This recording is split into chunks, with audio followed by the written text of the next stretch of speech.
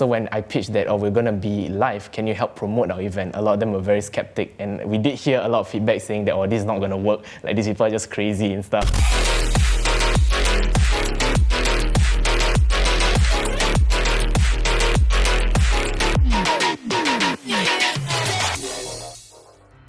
Overwatch is originally started as a 6v6 mobile shooter game, but I think now you're most commonly referred to as Overwatch 2, which is a 5v5 mobile shooter game.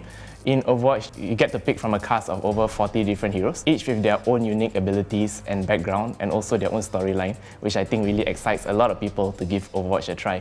Even here in Singapore, we do have our own local representative called Echo, which is a robot based off a Singaporean scientist, and I personally do really enjoy playing Echo as well. I think a lot of the characters have very, very unique backgrounds, and they are unafraid to really give the minority races around the world their time to shine as an Overwatch hero. Hi, my name is Iman, but if you have met me digitally, you more commonly hear my name as Cres. I'm a content creator / YouTuber. I make videos about the game Overwatch specifically. Yeah, and I do a lot of things when it comes to Overwatch, things like very funny videos, educational. I like to do 3D stuff for Overwatch, mainly because I do love editing videos and just trying to make people smile. I started playing video games back then when I was young. I started with a PS2 that my parents bought for me. Since young, I think my parents were very supportive, allowing me to play my games as much as I want, as long as I keep my schoolwork done. I would say most of my gaming experience comes from me and my younger brother in specific. We play a lot of online shooter games, things like Counter-Strike, Soldier Front back then. When it comes to Overwatch specifically, I got exposed from my younger brother when he got access to the open beta back then. I tried the game a bit here and there, but I think I really got into it when a lot of my JC friends started playing the game as well. When it comes to content creation, I think the first video I uploaded on my current channel was actually just a compilation of all the funny clips that me and my friends had while playing Overwatch. I started doing a lot of 3D work around Overwatch because I really do love how the game models are made, and I just thought 3D was something to challenge myself as well. I mainly just do it out of pure passion, but somehow or another it got into commission-based as well, where a lot of different teams competing in the Overwatch circuit do actually approach me to do 3D models for their own team as part of a promotional activity, and I've been doing that for about two and a half years with a variety of different teams, and all of them were very happy with the work that I've made, and a lot of them not only criticized my work but also helped me to improve, and I thought that was a very unique opportunity considering I do not come from a media background. My first commission was actually a close friend of mine who wanted to do something for his Overwatch team. From then on, I started getting a lot of offers from even some of the bigger teams. Some of the biggest one that I've worked with personally is Ex Oblivione, which is a team owned by one of the Overwatch voice actress. This is definitely a team I stuck along for over a year actually, doing commissions with them. And they are also one of the teams that actually helped me improve on my own work because they have their in-house team of designers. I would say Overwatch acted as the base for me to spin off into other passions. It's not the reason why I enjoy other things, but I think Overwatch acts a very unique medium for me to explore my creativity when it comes to making videos, doing 3D modeling. I think for me to create content, I have the luxury of traveling 4 hours back and from school, which is something a lot of people actually dread, but for me I actually do enjoy because it gives me a lot of time just sitting on the MRT and just doodling on my iPad, trying to figure out video ideas. And when I get most of these ideas, I think the most important thing is to quickly jot it down so you don't forget. So I usually have a reminders app on my phone to dump all my ideas. And then once I reach home, I try to organize it on my mood board, which is not very organized in the end. But on the left are the more impromptu ideas that I've ever had, and then the one on the right are a little bit more urgent. So it's something for me just to refer to at the end of the day, or especially during my free time when I'm just sitting around not really doing anything. Well, my hobbies are pretty simple. I guess I'm one of those people who really love jogging, building Lego. But one of my favorite ones is actually to personalize gifts for family and friends. Yeah, that's where I really invested a lot of money in this cricket printer.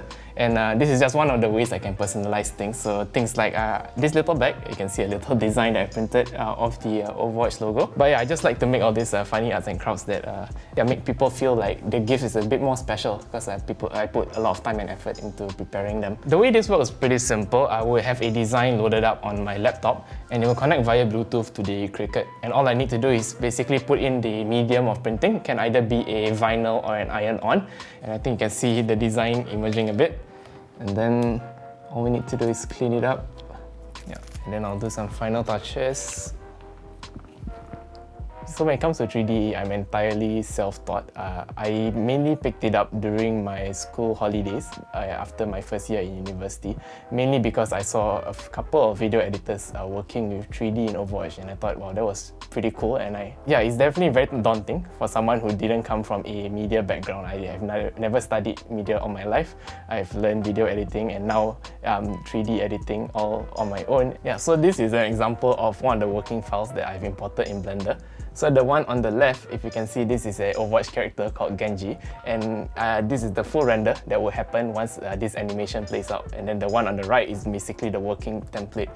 And over here, I think I've put a little animation on Genji. So he just does this little backflip with his sword, and then he just shoots it at the end of it. And this was actually one of the shots that we used for the 2023 World Cup roster. I had this giant grand idea to be like, why not we hold this tournament at a live event where there are actual computers and players can come down physically to actually not only meet each other but also play on a stage, which was something actually ridiculous to think about back then. But I just thought, what if we could just do this once, at least once, for all the players to experience how is it like to play video games at a very big stage. So yeah, we started with a very, very grand idea, and in order to get there, there were a lot of sacrifices that needs to be made from me and my team. I was very blessed to work with some very, very passionate individuals as well, who were really there to stick through me when times are tough. And a lot of us made our own little initiative. The event is called the SGCC, which stands for the Singapore Collegiate Clash. Back then it was a 6v6 tournament, so each team had to send in about 6 players to play for their team.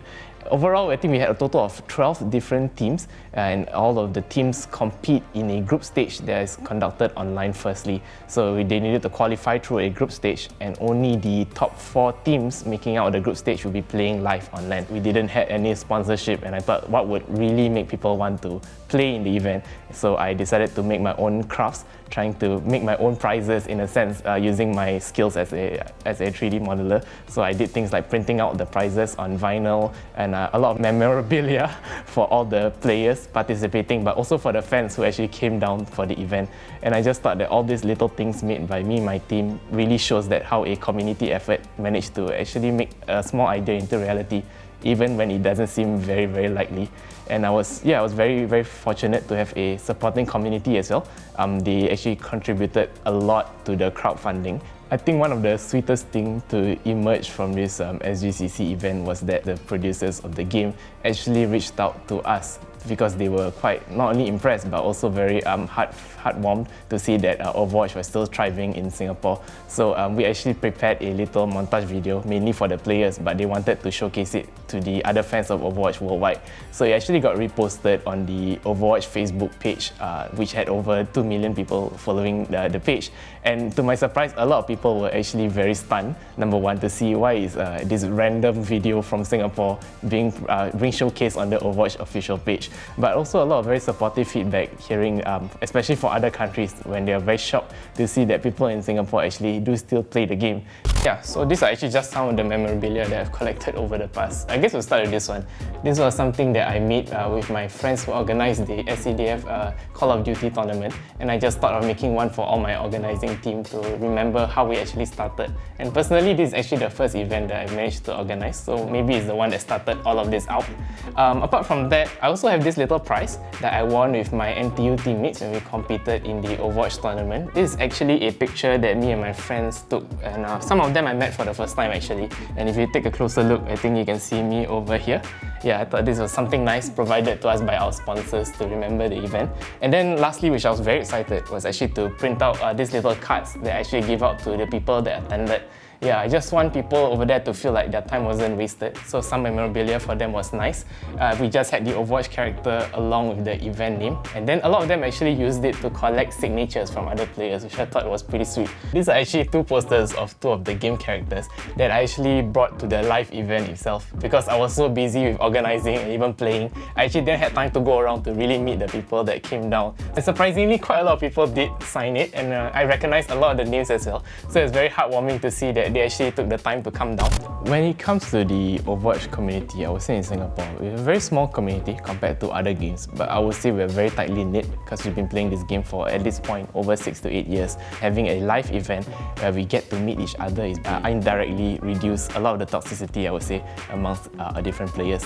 I think when people really get to see the person they're interacting behind the screen in real life, it really puts them in a different light. But if you get to see the real person you're interacting with, the real person has their own inspirations, their own values, and their own characteristics. And by seeing each other in person, we do really understand where the other person is coming from. And through that, I think we installed a lot of positivity amongst our community. A lot of us are a lot more friendlier now, especially when we see each other again online, knowing that we have met each other once in real life.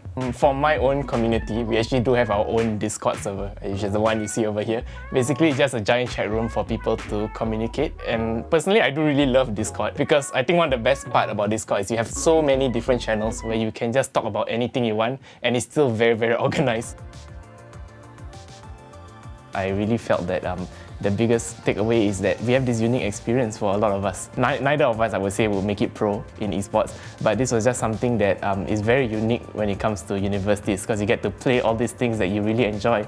And esports is not something that is very exposed in universities. A lot of us are still traditional. And yeah, I'm happy to instill the love of the game amongst Singaporeans as well. And I think that's the way it should be for Overwatch.